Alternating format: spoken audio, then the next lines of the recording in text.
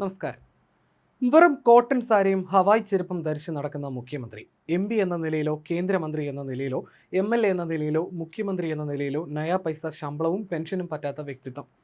തൃണമൂൽ കോൺഗ്രസ് നേതാവ് മമതാ ബാനർജിയുടെ ലളിത ജീവിതത്തെക്കുറിച്ച് കേട്ട അപദാനങ്ങൾക്ക് കണക്കൊന്നുമില്ല. അത് തട്ടിപ്പായിരുന്നില്ല, മമത അങ്ങനെയായിരുന്നു. എപ്പോഴും ലളിതമായ വെള്ള കോട്ടൺ സാരിയും സാധാരണ ഹവായ് ചെരുപ്പുകളുമാണ് അവർ ധരിക്കാറുള്ളത്. പതിറ്റാണ്ടുകളായി രാഷ്ട്രീയത്തിലുള്ള അവർക്ക് സ്വന്തമായി വീടോ കാറോ ഇല്ല.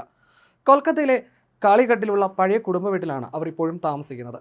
അസോസിയേഷൻ ഫോർ ഡെമോക്രാറ്റിക് റിഫോംസിന്റെ റിപ്പോർട്ടുകൾ പ്രകാരം ഇന്ത്യയിലെ മുഖ്യമന്ത്രിമാരിൽ ഏറ്റവും കുറഞ്ഞ സ്വത്തുള്ള വ്യക്തികളിൽ ഒരാൾ മമതാ ബാനർജി എന്ന ബംഗാളിന്റെ മുൻ ദീദിയാണ്.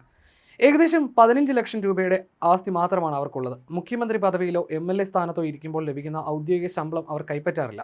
ആ തുക പശ്ചിമ ബംഗാൾ സർക്കാരിന്റെ പൊതു ഖജനാവിലേക്ക് തന്നെ തിരിച്ചെത്തുകയാണ് ചെയ്യുന്നത്.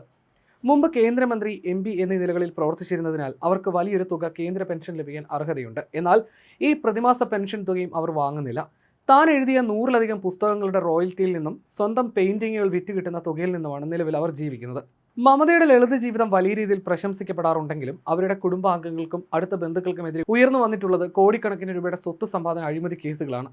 ഹവായ് ചെരുപ്പിട്ട് നടക്കുന്ന മമതയുടെ മരുമകൻ അഭിഷേക് ബാനർജിയുടെ ലക്ഷങ്ങൾ വിലയുള്ള ചെരുപ്പടക്കം വാർത്തയിൽ ഇടം പിടിച്ചിരുന്നു. എന്നാൽ മമതയുടെ ഇമേജ് മുതലെടുത്ത് അവരുടെ കുടുംബം മൊത്തമായി കോടികളുടെ സ്വത്ത് സമ്പാദനം നടത്തിയിരിക്കുകയാണ്. ഇതിൽ മിസ്റ്റർ മരുമകൻ എന്ന് വിളിക്കപ്പെടുന്ന അഭിഷേകിന്റെ കോടികളുടെ അഴിമതി മാത്രമാണ് പുറത്തു വന്നത്.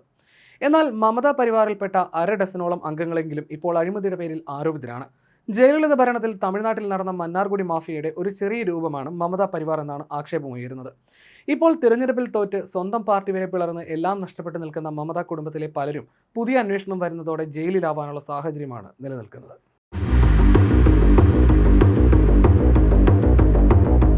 കൊൽക്കത്തയിലെ പ്രശസ്തമായ കാളിഘട്ടിലാണ് മമതാ ബാനർജി ജനിച്ചത്. അവരുടേത് ഒരു സമ്പന്ന കുടുംബമായിരുന്നില്ല. വളരെ സാധാരണക്കാരായ ഒരു താഴ്ന്ന മധ്യവർഗ കുടുംബമായിരുന്നു. പിതാവ് പ്രൊമിലേശ്വർ ബാനർജി സ്വാതന്ത്ര്യ സമര സേനാനിയായിരുന്നു. മാതാവ് ഗായത്രി ദേവി ഹൗസ് വൈഫായിരുന്നു.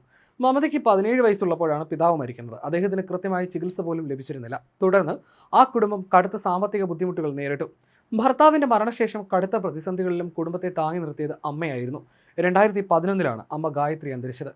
പിതാവിന്റെ മരണം കുടുംബത്തെ മാനസികമായി മാത്രമല്ല സാമ്പത്തികമായി തകർത്ത ഒന്നായിരുന്നുവെന്ന് മമത അനുസ്മരിച്ചിട്ടുണ്ട്. ഗുരുതരമായി രോഗബാധിതനായ പിതാവിന് നല്ല രീതിയിലുള്ള ചികിത്സയോ മരുന്നുകളോ വാങ്ങി നൽകാൻ പോലും പണമില്ലായിരുന്നു. കൃത്യമായ ചികിത്സ ലഭിക്കാത്തതുകൊണ്ടാണ് അദ്ദേഹം അകാലത്തിൽ മരിച്ചതെന്ന് മമത പറഞ്ഞിട്ടുമുണ്ട്. തുടർന്ന് അമ്മയെ സഹായിക്കാനും തന്റെ സഹോദരങ്ങളുടെയും പഠന ചെലവുകൾ കണ്ടെത്താനും മമത ഒരു സർക്കാർ പാൽ ബൂത്തിൽ പാർട്ട് ടൈം വെണ്ടറായി ജോലി ചെയ്തു. അതിരാവിലെ എഴുന്നേറ്റ് പാൽ വിതരണം ചെയ്ത ശേഷമാണ് അവർ കോളേജിലേക്ക് പോയിരുന്നത്. കുടുംബം പുലർത്താൻ സാധ്യമായ മറ്റ് ചില ജോലികളും അവർ ചെയ്തിരുന്നു. കുട്ടികൾക്ക് പ്രൈവറ്റ് ട്യൂഷൻ എടുത്ത് നൽകി പണം സമ്പാദിച്ചിരുന്നു. ഒരു സ്റ്റെനോഗ്രാഫറായി താൽക്കാലിക ജോലി നോക്കി. ഈ അനുഭവങ്ങളാണ് പിന്നീട് തനിക്ക് ദരിദ്രരായ ജനങ്ങളുടെ പ്രശ്നങ്ങൾ താഴെത്തട്ടിൽ നിന്ന് മനസ്സിലാക്കാൻ സഹായകരമായതെന്നും കമ്മ്യൂണിസ്റ്റ് ഭരണത്തിനെതിരെ ഒരു സ്ട്രീറ്റ് ഫൈറ്ററായി വളരാൻ കരുത്ത് നൽകിയതെന്നും മമതാ ബാനർജി വ്യക്തമാക്കിയിട്ടുണ്ട്. മമതാ ബാനർജിക്ക് 6 സഹോദരങ്ങളാണുള്ളത്. ഇവരെല്ലാം വളർന്നത് ബംഗാളിലെ ദീദിയുടെ തണലിലാണ്. ഏറ്റവും മൂത്ത സഹോദരനായ Ajit Banerjee Indian football association Bengal ഘടകത്തിന്റെ പ്രസിഡന്റായി പ്രവർത്തിക്കുന്നു. രണ്ടാമത്തെ സഹോദരൻ അമിത് ബാനർജി കച്ചവടക്കാരനാണ്. തൃണമൂൽ കോൺഗ്രസ് അഖിലേന്ത്യാ ജനറൽ സെക്രട്ടറി അഭിഷേക് ബാനർജിയുടെ പിതാവാണ് ഇദ്ദേഹം. അമിയും ഭാര്യയും ലീപ്സ് ആൻഡ് ബൗണ്ട്സ് എന്ന സ്വകാര്യ കമ്പനിയുടെ ഡയറക്ടർമാരാണ്.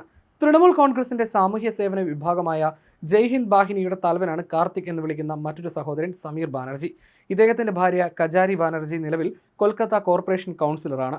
മറ്റൊരു സഹോദരനായ Swapan Banerjee Bengal Olympic association, Bengal hockey association എന്നിവയുടെ പ്രസിഡന്റാണ്.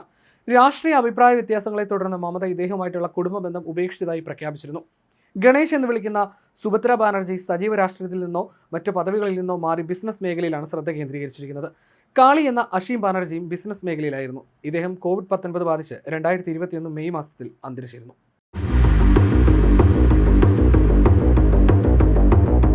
മമതാ ബാനർജിയുടെ മുതിർന്ന സഹോദരൻ അജിത് ബാനർജിക്കെതിരെ ഗുരുതര ആരോപണങ്ങളാണ് ഉയരുന്നത്. അജിത് രാഷ്ട്രീയത്തിൽ നേരിട്ട് ഇറങ്ങിയിട്ടില്ലെങ്കിലും പശ്ചിമ ബംഗാൾ ഫുട്ബോളിലെ ഏറ്റവും ഉയർന്ന പദവികളിലൊന്നായ IFA പ്രസിഡന്റ് സ്ഥാനത്തേക്ക് എത്തിയതിൽ മമതയുടെയും തൃണമൂൽ കോൺഗ്രസിന്റെയും രാഷ്ട്രീയ സ്വാധീനമുണ്ടെന്നത് പരസ്യമായ രഹസ്യമാണ്. അജിത് ബാനർജിയും മറ്റ് സഹോദരന്മാരും ബംഗാളിലെ പ്രമുഖ സ്പോർട്സ് അസോസിയേഷനുകളുടെ ഭരണം കുത്തകയാക്കി വെച്ചവരാണ്. മമതയുടെ മറ്റ് സഹോദരങ്ങളെപ്പോലെ അജിത് ബാനർജിയുടെ സ്വത്തുക്കളിലും അസ്വാഭാവികമായ വർധനവുണ്ടായിട്ടുണ്ടെന്ന് ചൂണ്ടിക്കാട്ടി കൽക്കട്ട ഹൈക്കോടതിയിൽ ഹർജി സമർപ്പിക്കപ്പെട്ടിട്ടുണ്ട്. അജിത് ബാനർജി ബിസിനസ് മേഖലയിലും സജീവമാണ്. കോർപ്പറേറ്റ് കാര്യ മന്ത്രാലയത്തിന്റെ വിവരങ്ങൾ പ്രകാരം അദ്ദേഹം 1-ലധികം സ്വകാര്യ ലിമിറ്റഡ് കമ്പനികളുടെ ഡയറക്ടറായി രജിസ്റ്റർ ചെയ്യപ്പെട്ടിട്ടുണ്ട്. കൊൽക്കത്തയിലെയും സമീപ പ്രദേശങ്ങളിലെയും റിയൽ എസ്റ്റേറ്റ് നിർമ്മാണ ബിസിനസ്സുകളിലും അദ്ദേഹത്തിന് പങ്കാളിത്തമുള്ളതായി പറയപ്പെടുന്നു. മമതാ ബാനർജിയുടെ ലളിത ജീവിതത്തിന് വിപരീതമായി അമിത് ബാനർജി ഉൾപ്പെടെയുള്ള സഹോദരന്മാർ കാശിൽ കുളിച്ച് പന പോലെ വളരുകയാണ്. അജിത്തിന്റെ ഭൂമി കൈയേറ്റ പരാതിയിൽ അന്വേഷണവും നിയമ നടപടികളും നിലവിൽ നടക്കുന്നുണ്ട്. മമതാ ബാനർജിയുടെ അയൽവാസിയായ രഞ്ജന ഹസ്ര എന്ന സ്ത്രീയാണ് അജിത് ബാനർജിക്കെതിരെ പരാതി നൽകിയത്. കൊൽക്കത്തയിലെ ഹരീഷ് ചാറ്റർജി സ്ട്രീറ്റിലുള്ള തങ്ങളുടെ കുടുംബസ്വത്തായ 3 പ്ലോട്ടുകൾ 1999-ലും 2017-ലുമായി അജിത് ബാനർജിയും സംഘവും ചേർന്ന് ബലമായി കയ്യേറിയെന്നാണ് പരാതി. രഞ്ജന ഹസ്രയുടെ ഹർജി പരിഗണിച്ച് അജിത് ബാനർജിക്കെതിരെ എഫ്ഐആർ രജിസ്റ്റർ ചെയ്യാനും കേസ് അന്വേഷിക്കാനും കൽക്കട്ട ഹൈക്കോടതി കാളിഘട്ട് പോലീസിന് മുൻപ് ഉത്തരവ് നൽകിയിരുന്നു. നീതി ലഭിക്കുന്നതിനായി രഞ്ജന ഹസ്ര അടുത്തിടെ മുഖ്യമന്ത്രി സുവേന്ദു അധികാരിയുടെ പൊതുജന പരാതി പരിഹാര സെല്ലായ ജനതാ ദർബാറിനെ സമീപിച്ച് നേരിട്ട് പരാതി ബോധിപ്പിച്ചു. അർബുദബാധിതയായ ഇവർക്ക് ഈ വിഷയത്തിൽ കൃത്യമായ അന്വേഷണവും ആവശ്യമായ നടപടികളും ഉണ്ടാകുമെന്ന് മുഖ്യമന്ത്രി ഉറപ്പു നൽകിയിട്ടുണ്ട്.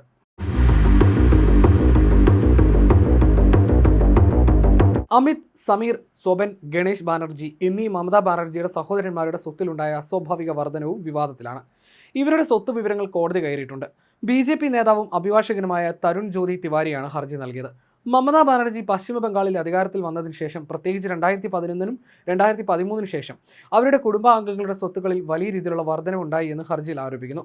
ചുരുങ്ങിയ കാലയളവിനുള്ളിൽ കുടുംബാംഗങ്ങൾ പലയിടങ്ങളിലായി 20 കോടിയിലധികം രൂപയുടെ അനധികൃത സ്വത്തുക്കളും വിപണി മൂല്യമുള്ള ഭൂമിയും വാങ്ങിക്കൂട്ടിയതായി രേഖകൾ സഹിതം ഹർജിക്കാരൻ ചൂണ്ടിക്കാണിച്ചു.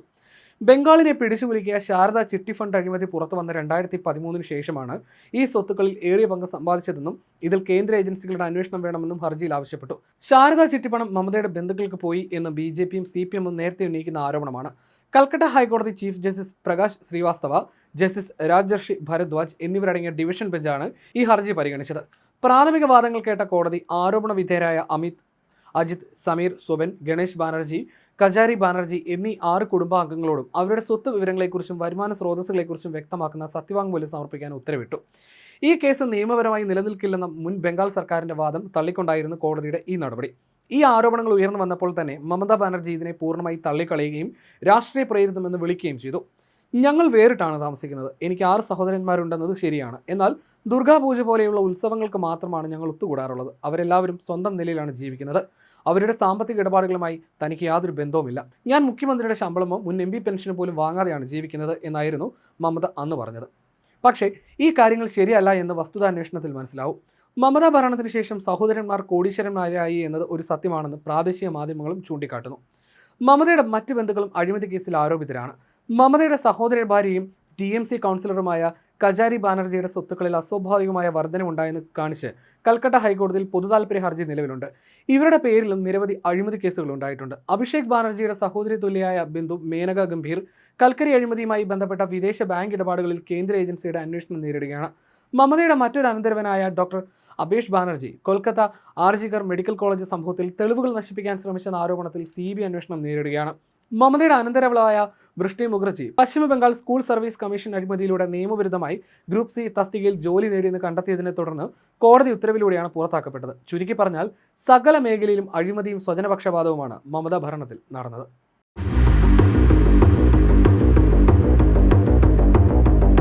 ചുക്കില്ലാത്ത കഷായമില്ല എന്ന് പറയുന്നത് പോലെ മമതാ ഭരണത്തിൽ അഭിഷേക് ബാനർജി ഇല്ലാത്ത അഴിമതികൾ ഉണ്ടായിരുന്നില്ല. അതിൽ അഭിഷേകിന്റെ കൂട്ടുപ്രതിയാണ് ഭാര്യ രുചിര ബാനർജി. ഒരു വേള അഭിഷേക് ഇവരുടെ കയ്യിലെ കളിപ്പാവയാണെന്ന് വരെ ആരോപണം ഉയർന്നു.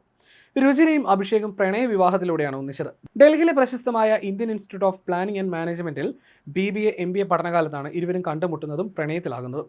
നീണ്ട പ്രണയത്തിനൊടുവിൽ 2012 ഫെബ്രുവരിയിൽ ഡൽഹിയിൽ വളരെ ആഡംബരപൂർവ്വമായ ചടങ്ങുകളോടെയായിരുന്നു ഇവരുടെ വിവാഹം. തുടക്കത്തിൽ ഈ ബന്ധത്തോട് മുഖ്യമന്ത്രി മമതാ ബാനർജിക്ക് ചില എതിർപ്പുകൾ ഉണ്ടായിരുന്നുവെങ്കിലും പിന്നീട് അവർ സമ്മതിക്കായിരുന്നുവെന്ന് രാഷ്ട്രീയ വൃത്തങ്ങൾ പറയുന്നു. രുചിര രാഷ്ട്രീയത്തിൽ നേരിട്ട് ഇടപെടുന്ന വ്യക്തിയല്ല. അവർ പൊതുവെ മാധ്യമങ്ങൾക്ക് മുന്നിലോ രാഷ്ട്രീയ വേദികളിലോ പ്രത്യക്ഷപ്പെടാറുമില്ല. എങ്കിലും അവർ അഭിഷേകിന് പിന്നിൽ നിന്ന് നിയന്ത്രിക്കുന്നു എന്ന തരത്തിലുള്ള ആരോപണങ്ങൾ ശക്തമാണ്. തൃണമൂൽ കോൺഗ്രസിലേക്ക് എത്തുന്ന അഴിമതി പണത്തിൻ്റെയും കള്ളപ്പണത്തിൻ്റെയും വിദേശ ഇടപാടുകൾ നിയന്ത്രിക്കുന്നത് രുചിരയാണെന്നാണ് ആരോപണം. അഭിഷേക് ബാനർജിയുടെ ബിസിനസ് സാമ്രാജ്യങ്ങളിലും ലീപ്സ് ആൻഡ് ബൗൺസ് പോലുള്ള കമ്പനികളുടെ സാമ്പത്തിക നീക്കങ്ങളിലും രുചിരയുടെയും അവരുടെ കുടുംബത്തിൻ്റെയും ശക്തമായ സ്വാധീനമുണ്ടെന്ന് ആരോപിക്കപ്പെടുന്നു. തായ്ലൻഡ് സ്വദേശിനിയാണ് രുചിര. ബാങ്കോക്കിൽ ജനിച്ചു വളർന്ന അവർക്ക് തായ് പാസ്പോർട്ടാണുള്ളത്. നിലവിൽ അവർ overseas citizens of India card കൈവശം വെച്ചിട്ടുണ്ട്. രുചിര ബാനർജിക്കെതിരെ കേന്ദ്ര അന്വേഷണ ഏജൻസികളും CBI എൻഫോഴ്സ്മെന്റ് ഡയറക്ടറേറ്റ് എന്നിവ നിരവധി കേസുകളിൽ അന്വേഷണം നടത്തുന്നുണ്ട്. പശ്ചിമ ബംഗാൾ കൽക്കരി കള്ളക്കടത്ത് കേസാണ് ഇതിൽ പ്രധാനം. പശ്ചിമ ബംഗാളിലെ ഈസ്റ്റേൺ കോൾഫീൽഡ്സ് ലിമിറ്റഡിന്റെ ഖനികളിൽ നിന്ന് കോടിക്കണക്കിന് രൂപയുടെ കൽക്കരി നിയമവിരുദ്ധമായി കടത്തിയെന്നാണ് കേസ്. കള്ളക്കടത്തിലൂടെ ലഭിച്ച പണം രുചിരയുടെയും അവരുടെ സഹോദരി മേനക ഗംഭീറിന്റെയും പേരിലുള്ള വിദേശ ബാങ്ക് അക്കൗണ്ടുകളിലേക്ക് മാറ്റിയതായി CBI ആരോപിക്കുന്നു. ഈ കേസിൽ കള്ളപ്പണം വെളുപ്പിക്കൽ നിരോധന നിയമപ്രകാരം ഇഡിയും CBIയും രുചിരയും മണിക്കൂറുകളോളം ചോദ്യം ചെയ്തിട്ടുണ്ട്. കൂടാതെ കൊൽക്കത്ത വിമാനത്താവളത്തിൽ വെച്ച് അവരെ വിദേശത്തേക്ക് കടക്കുന്നതിൽ നിന്നും മുൻപ് തടഞ്ഞിരുന്നു. പൗരത്വവും ഔദ്യോഗിക രേഖകളുമായി ബന്ധപ്പെട്ട് കേന്ദ്ര ആഭ്യന്തര മന്ത്രാലയം രുചിരയ്ക്ക് നോട്ടീസ് അയച്ചിരുന്നു. തായ്ലൻഡ് പൗരത്വമുള്ളവർ അത് മറച്ചുവെച്ചുകൊണ്ട് ഇന്ത്യൻ പാൻ കാർഡ് കൈക്കലാക്കിയെന്നാണ് പ്രധാന ആരോപണം. കൂടാതെ അവരുടെ വിവിധ ഔദ്യോഗിക രേഖകളിൽ പിതാവിന്റെ പേര് വ്യത്യസ്തമായി നിപൺ നരൂല എന്നും ഗുർചരൺ അഹൂജ എന്നും രേഖപ്പെടുത്തിയതിലും അന്വേഷണം നടന്നിട്ടുണ്ട്. 2019 മാർച്ച് മാസത്തിൽ ബാങ്കോക്കിൽ നിന്നും കൊൽക്കത്ത അന്താരാഷ്ട്ര വിമാനത്താവളത്തിൽ തിരിച്ചെത്തിയ രുചിരയെ കസ്റ്റംസ് ഉദ്യോഗസ്ഥർ തടഞ്ഞു വെച്ചിരുന്നു. അവർ വൻതോതിലുള്ള സ്വർണവുമായി വിമാനത്താവളത്തിലെത്തി എന്നും ബാഗേജ് എക്സ്റേ ചെയ്യാൻ വിസമ്മതിച്ചുവെന്നുമാണ് കസ്റ്റംസ് ആരോപിച്ചത്. ഈ സമയത്ത് പ്രാദേശിക പോലീസ് കസ്റ്റംസിനെ തടയാൻ ഇടപെട്ടതും വാർത്തകൾ വന്നിരുന്നു. എന്നാൽ പിന്നീട് കൽക്കട്ട ഹൈക്കോടതി ഈ കസ്റ്റംസ് നോട്ടീസ് റദ്ദാക്കി. പക്ഷേ ഇപ്പോഴും നിരവധി കേസുകളിൽ അവർ പ്രതിയാണ്. ബംഗാളിൽ വലിയൊരു രാഷ്ട്രീയ അട്ടിമറിയോ കേന്ദ്ര ഏജൻസികളുടെ ശക്തമായ നടപടിയോ ഉണ്ടായാൽ രുചിരയും കുടുംബവും തായ്ലൻഡിലേക്ക് കടക്കുമെന്ന ആരോപണം സുവേന്ദു അധികാരി ഉൾപ്പെടെയുള്ളവർ ശക്തമായി ഉന്നയിക്കാറുണ്ട്. രുചിരയ്ക്ക് അവർക്കിപ്പോഴും തായ്ലൻഡ് പാസ്പോർട്ടും പൗരത്വമുണ്ട്. ബംഗാൾ കൽക്കരി കള്ളക്കടത്ത് കേസുമായി ബന്ധപ്പെട്ട് രുചിരയുടെ പേരിലുള്ള തായ്ലൻഡ് ബാങ്ക് അക്കൗണ്ടുകളിലേക്ക് കോടിക്കണക്കിന് രൂപ ട്രാൻസ്ഫർ ചെയ്യപ്പെട്ടിട്ടുണ്ടെന്ന് CBIയും EDയും കണ്ടെത്തിയിരുന്നു.